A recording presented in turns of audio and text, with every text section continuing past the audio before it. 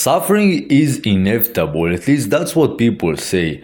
You see, there is some truth to that, okay? Thinking you can go through life without experiencing any suffering is a complete delusion and a fantasy. But at the same time, I genuinely believe we underestimate how much of our suffering is just a matter of choice and structuring your life in a good, practical way. First, we will have to define what suffering actually is, and of course, we can debate about the philosophical meaning of it. For the sake of simplicity, we will just define it as a sort of experience that is unpleasant, that you simply don't want to experience, that is suffering. Now, here's the key nuance here. Suffering is dependent on your wants and your desires by our definition. So if you're in that experience and you want to keep going, you don't actually suffer.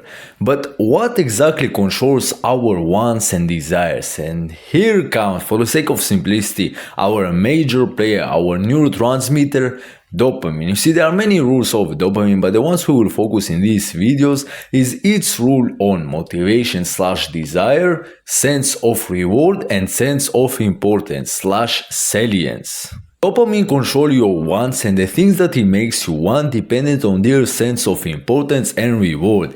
And that's the great part. You do have control over what you value and what you find rewarding. So therefore you control what, to some extent, you control what you want. So therefore you control how much you suffer. Now of course, things like sex, food, physical pain, stress are hardwired physical sensations, so if you are going to operate from a perspective of a mindless animal, you will value and find pleasurable things rewarding and devalue and not find things that are painful rewarding. But at the same time, humans are unique because we have this thing that is meaning, we have a sense of meaning to things. You could be in an animal utopia, you could have fucking delicious food, you could have hot women around you, you could have every drug of choice, you could have music, everything, literally an animal utopia, yet still people who are in those environments feel shallow and empty, and therefore they actually go and chase something else. You will usually see that with people who are entrepreneurs, who get all of this money and can afford to themselves to go into this fucking extremely hedonistic lifestyle, but they still usually come back to work and realize that this lifestyle didn't actually fulfill them and it's not something they want. Therefore, they did not actually got the same fucking reward from it. Conversely, there are people who go to the gym, there are people who go and fight, there are people who go through brutal training and 12-hour workdays and they find it fulfilling, they enjoy it and they want to do it again.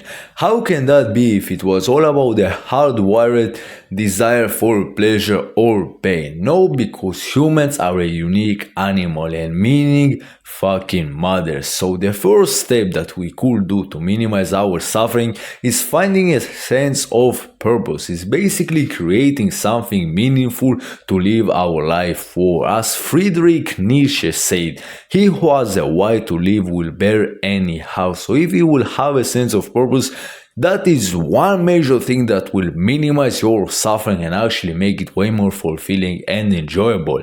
The second thing, and this is my thing, it is by reframing your pains and certain things that you find not really pleasant in life. As an example, you maybe come back from home and your mom cooked you a shitty meal, basically something you hate.